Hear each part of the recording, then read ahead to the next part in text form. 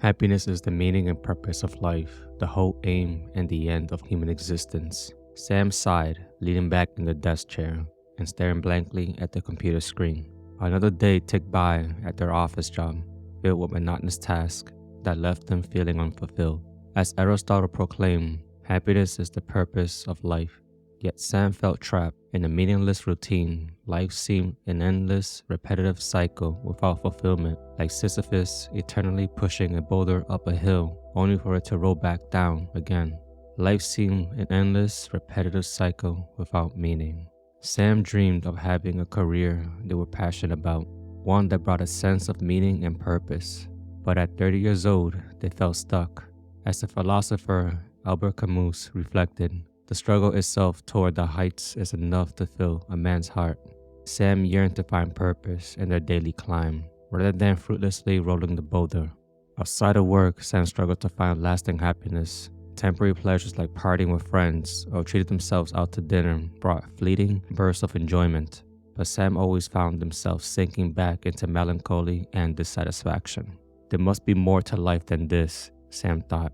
They longed to understand what true happiness looked like, not just ephemeral feelings, but deep, abiding contentment.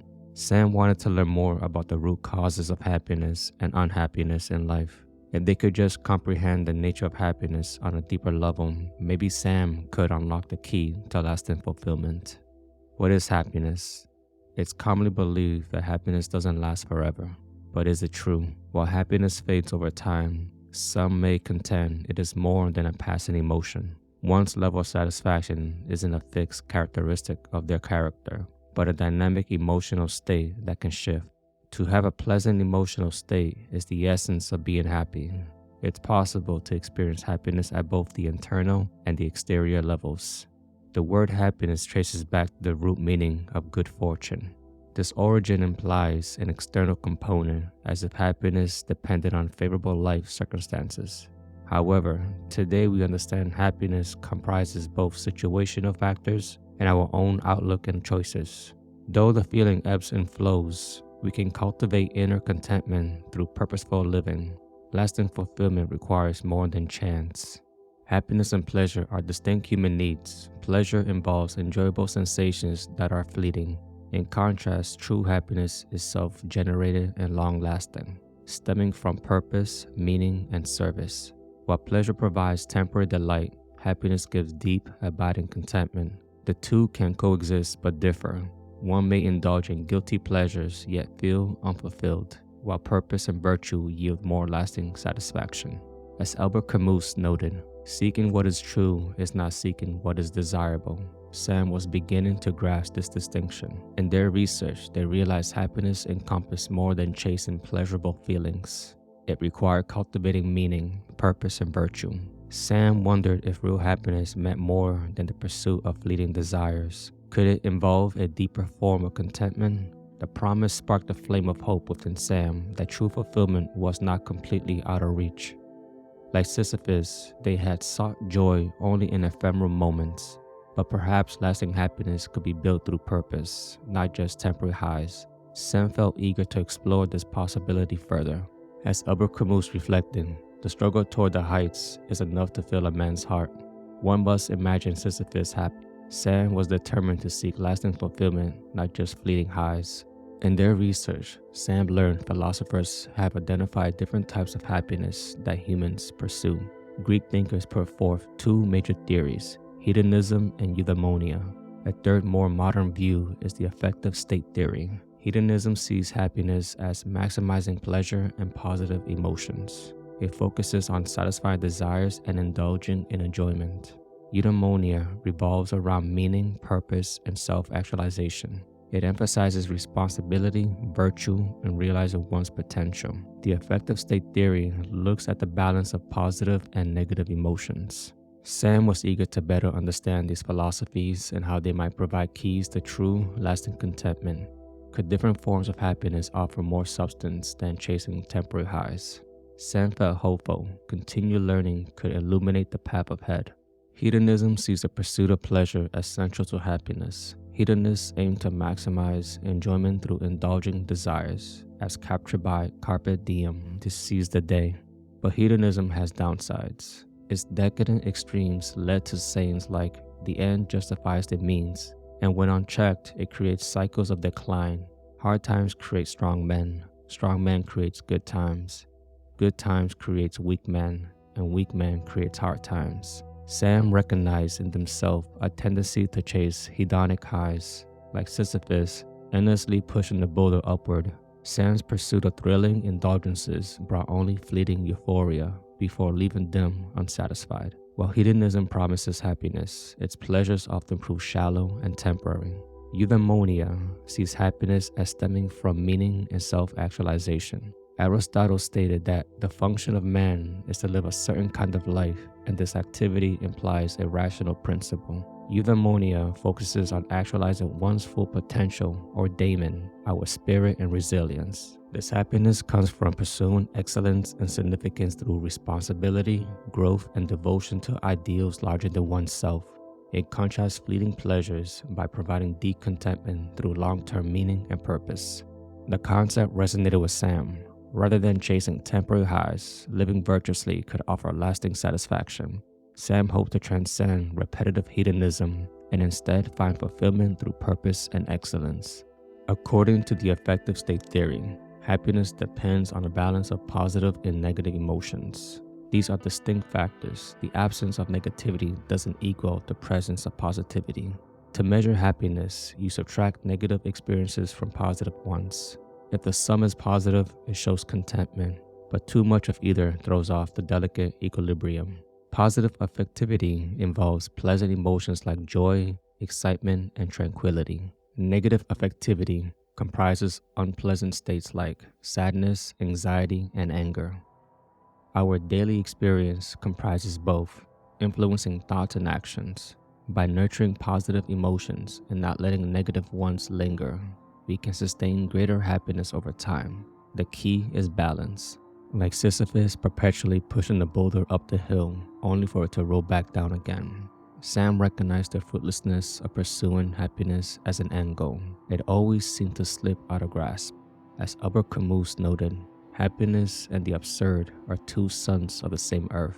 Our society often assumes happiness should be constant, but as the quote from James Rhodes states, we are not meant to be happy all the time. Expecting elation around the clock is unrealistic.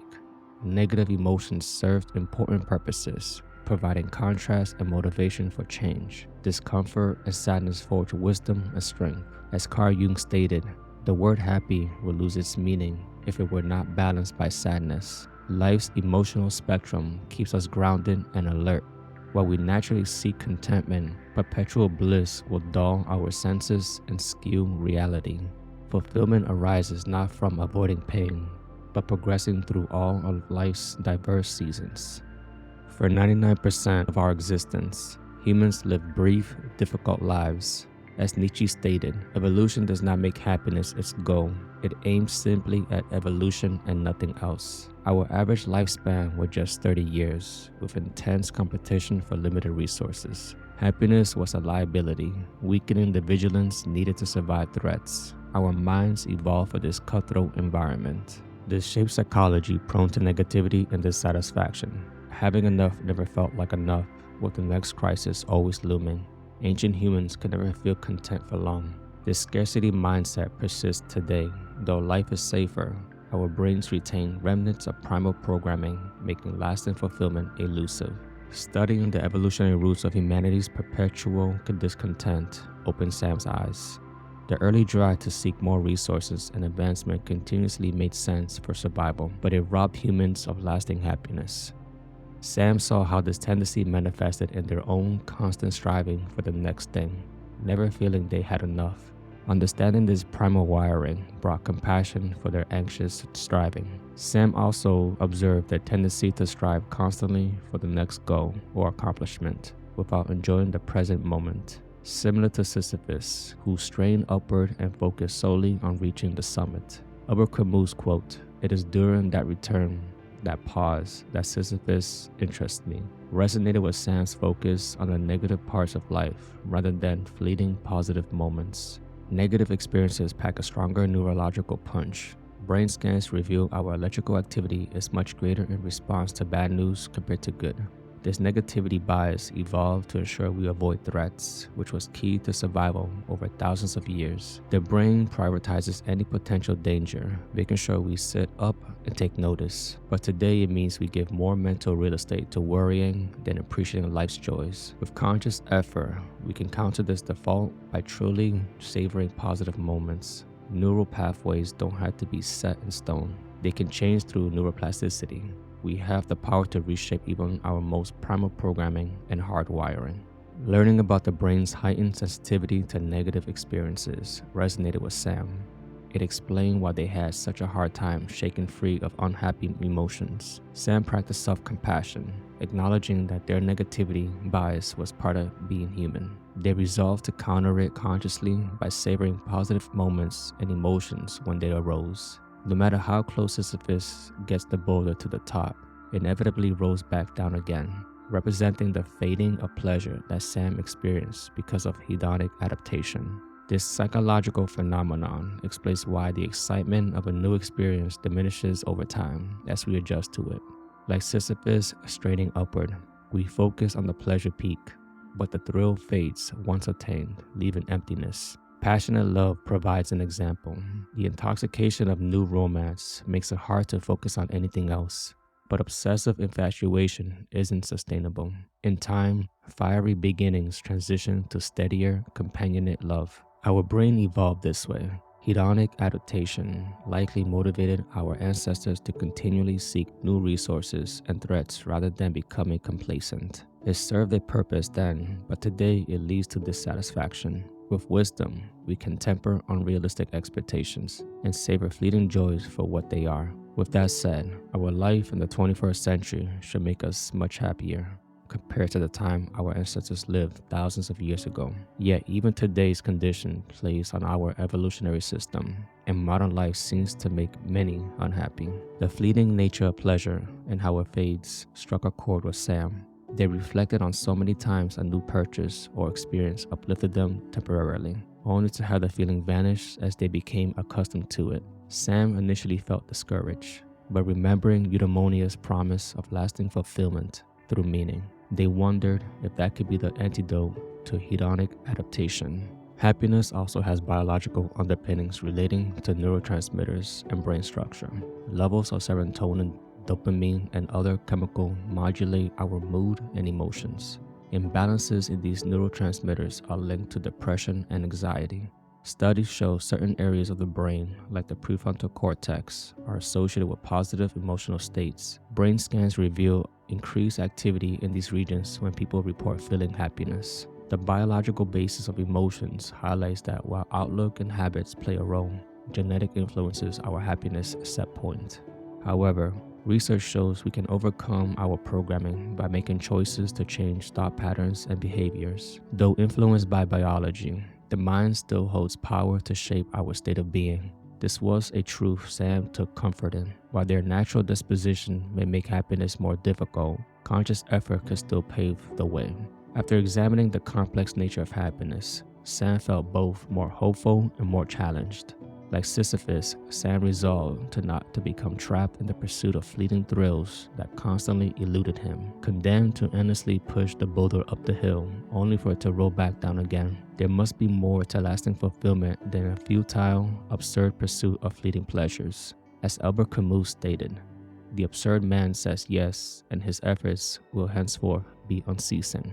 Sam was ready to embrace the challenge of finding a deeper happiness, one not so easily lost. They saw that true, lasting happiness would take much more than chasing temporary highs. But for the first time, Sam believed inner contentment could be possible for them. They would need to walk a winding path of knowledge, self-awareness, and purpose. Sam stepped forward with cautious optimism, eager to continue learning how they could achieve happiness that would last. The insights on the evolutionary basis for humans' perpetual discontentment, along with the difference between hedonic and eudaimonic happiness, had lifted a veil from Sam's eyes. They now understood why joy so often faded, just as their grasping fingers closed around it. But this knowledge also gave them hope. Perhaps through purpose and meaning, Sam could capture more than a fleeting feeling. With a new perspective on the nature of happiness, Sam felt motivated to pursue it actively. They now grasped that lasting fulfillment would take more than ephemeral pleasures. It required living a purposeful life, full of meaning. Like an explorer embarking on an uncharted journey, Sam felt ready to dive deeper into how to cultivate this lasting contentment. They look forward to discovering more insights that could light the way.